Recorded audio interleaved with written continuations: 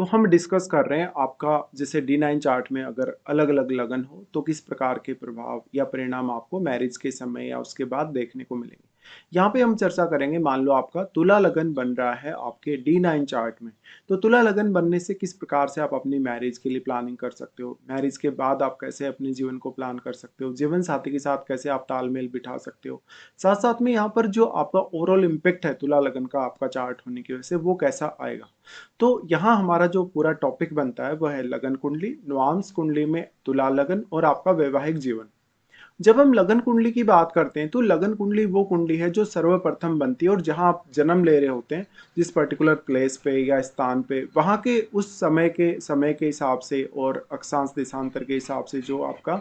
पूर्वी क्षितिज पर जो आपका उदित राशि होता है, जो राशि आपको 0 डिग्री से 30 डिग्री के बीच में देखने को मिलेगा, वही राशि आपका लगन बनता है और वही आपका लगन। उसके बाद में आपका चंद्रमा जहां गोचर में है वही आपका चंद्र राशि बनेगा और सूर्य कुंडली भी आप उससे बना सकते हैं, जहां भी सूर्य गोचर कर रहा है वहीं से आपका सूर्य जो लगन है सूर्य कुंडली का वो स्टार्ट हो जाता है। तो ऐसी कंडीशन में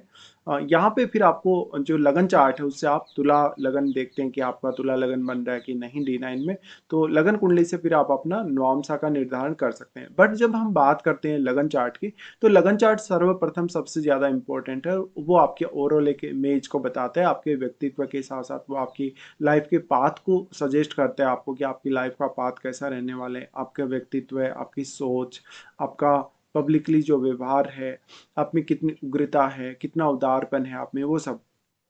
और आपका फिजिकल बॉडी कैसा दिखेगा, आप ओवरऑल का जो आपका लुक है वो कैसा दिखेगा। फिर जब हम लगन चार्ट पे आते हैं, लगन चार्ट को छोड़कर जब हम D9 चार्ट पे आते हैं तो D9 चार्ट हमारे लिए और भी ज़्यादा महत्वपूर्ण हो जाता है, क्योंकि D9 चार्ट आपकी लाइफ का जो सेकंड हाफ ऑफ लाइफ है वो है। और D9 चार्ट आपका वो भी है कि असलियत में आप कैसे हैं, आप अंदर से कैसे हैं। और जीवन साथी के लिए जब आप देखेंगे कि आपका जीवन साथी कैसा होगा, उनका लुक कैसा होगा, उनका ओवरऑल नेचर कैसा होगा, आपके साथ उनका व्यवहार कैसा होगा, तो जो D9 चार्ट है वो उसको और भी ज़्यादा बेहतर तरीके से एक्सप्लेन करता है। अब जब हम बात करते हैं D9 चार्ट में, मान लो किसी का तुला लगन बन रहा है। तुला लगन बनने से आपके रिश्ते में सबसे ज़्यादा जरूरी है स्टेबिलिटी। वो स्टेबिलिटी मानसिक तौर पे, शारीरिक तौर पे, बौद्धिक तौर पे और आर्थिक रूप से हो सकती है। इस प्रकार से एक बहुत ही ज़्यादा सकारात्मक रूप में यहाँ जो तुला लगन है वो आपकी लाइफ को दिखाता है, एक बहुत ज़्यादा पॉजिटिविटी के साथ और मानसिक तौर पे बहुत ज़्यादा परिपक्वता। इसके साथ साथ यहाँ पर देखिएगा कि जो तुला लगन का स्वामी है यानी कि शुक्र, वो आपके चार्ट में कितना अच्छा प्लेस्ड है, और क्या लगन में आपके कोई अदर प्लैनेट अगर प्लेस्ड है तो उस प्लैनेट को अवश्य ही विचार करिए, तभी आप एकदम सटीकता के साथ वो समझ पाएंगे कि आपका अगर तुला लगन बन रहा है तो आपकी लाइफ कैसी रहेगी। इस हिसाब से देखा जाए तो आपके आर्थिक स्थिरता बहुत जरूरी है तुला लगन बन रहा है तो। देखिए, तुला राशि वैसे कालपुरुष के हिसाब से देखा जाए तो सातवें घर की राशि, सातवें घर की राशि होने के साथ साथ अब आपका मैरिज के बाद में अगर कोई बिजनेस हो तो बिजनेस पे आपका स्पेशल फोकस होना चाहिए। और साथ ही पब्लिक डीलिंग से रिलेटेड भी अगर आपका कोई भी काम हो तो पब्लिकली डील करने में आपको काफ़ी फायदा हो सकता है। ऐसे केस में आपके लिए पार्टनरशिप, दूसरों के साथ जुड़ना, दूसरों के साथ वार्तालाप करना, उनके साथ ज़्यादा से ज़्यादा अपने कम्युनिकेशन को बढ़ाना, वो काफ़ी फायदेमंद साबित हो सकता है। बट लगन में बैठा हुआ ग्रह आपके और सप्तम में बैठा हुआ ग्रह अपनी अलग अलग प्रकार की भूमिका यहाँ निभाएगा आपके चार्ट के हिसाब से। तो लगन या सप्तम में अगर कोई भी क्रूड ग्रह है तो वो मैरिड लाइफ को डिस्टर्ब कर सकता है, लाइफ में काफ़ी उतार चढ़ाव ला सकता है। या फिर अगर शुभ ग्रह भी है तो वो ज़्यादा से ज़्यादा आपको पॉजिटिव बना सकता है, लाइफ के प्रति एक अलग प्रकार की सोच या नज़रिया आपको दे सकता है।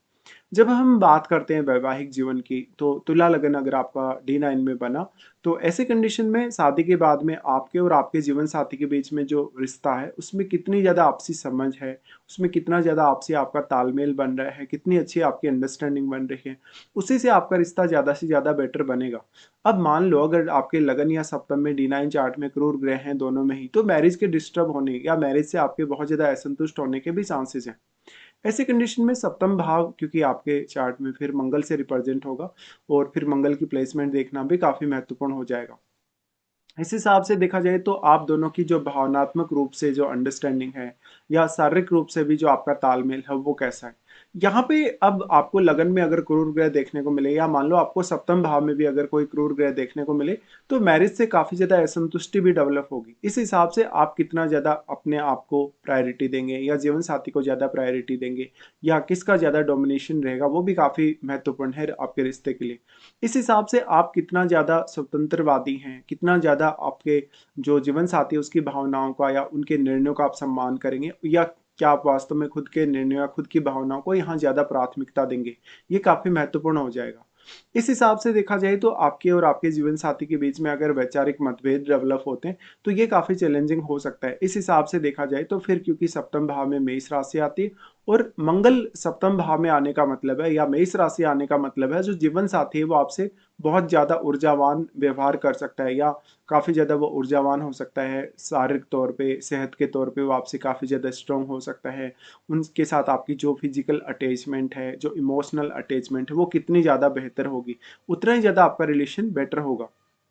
इस हिसाब से जीवन साथी आपको काफी मदद कर सकता है क्योंकि सप्तम भाव में अब मंगल का घर है और मेष राशि है, तो जीवन साथी आपको काफी डोमिनेट भी कर सकता है, आपकी काफी मदद भी कर सकता है और आपका जीवन साथी बहुत ही ज्यादा स्पष्टवादी और स्वतंत्र विचारों वाला हो सकता है। तो अगर आप अपने जीवन साथी पर कोई रेस्ट्रिक्शन लगाते हैं, कोई भी प्रकार का ऐसा आप रेस्ट्रिक्शन थोपते हैं, कोई बात अपनी थोपते हैं, तो आपके लिए काफी ज्यादा चैलेंजिंग होगा फिर वो। इस हिसाब से देखा जाए तो जीवन साथी का जो आक्रामक व्यवहार है उसके कारण छोटे मोटे कुछ आपके डिस्प्यूट वगैरह हों, कुछ आपस में थोड़ा सा तालमेल में कमी हो, कभी कभी ऐसा देखने को मिल जाता है। में तुला लगन होने के कारण मैरिज के बाद में धन को लेकर, बिजनेस को लेकर, नए नए इनकम के सोर्सेज को लेकर कुछ नए ऑप्शंस आपके लिए खुल सकते हैं। ऐसे में आपका व्यवहार कैसा रहेगा, पब्लिकली आप जब डील करेंगे तो आप कैसा बिहेवियर रखेंगे, लोगों को आप कितना ज़्यादा सपोर्ट करेंगे, आपका फ्रेंडली नेचर है या नहीं लोगों के साथ, तो वो सब काफ़ी मैटर करेगा।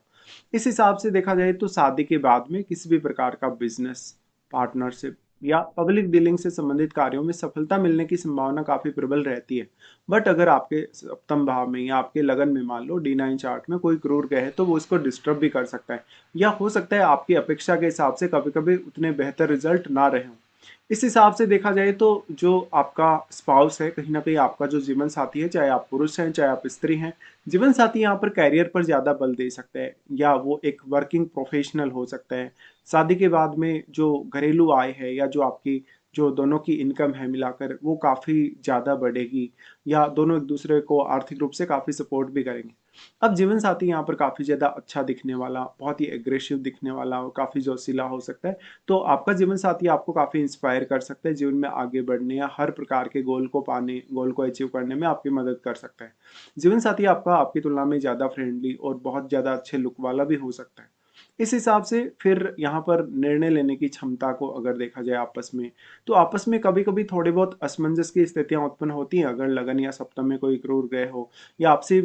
थोड़ा-सा मिसअंडरस्टैंडिंग होती है, लेकिन उसको आप सँवार सकते हैं दोबारा से या दोबारा से एक नई शुरुआत भी आप अपने रिश्ते में यहाँ कर सकते हैं, मैरिज के तोड़े बिना ही। यहाँ पे अब जीवन साथी के साथ आप जितना ज़्यादा सॉलिड व्यवहार रखेंगे, जितना ज़्यादा स्पष्ट रहेंगे अपनी बातों को लेकर या जीवन साथी के प्रति जितना ज़्यादा सपोर्टिव रहेंगे, उतना ही अच्छा रहेगा आपके लिए। इस हिसाब से देखा जाए तो सामाजिक प्रतिष्ठा, मान-सम्मान और लोगों की नज़र में आप काफ़ी ज़्यादा आते हैं तुला लगन होने की वजह से। तो लोगों की नज़र में भी आपकी एक अलग प्रकार की इमेज क्रिएट होती है, एक अलग प्रकार का आपका ऑरा डेवलप होता है।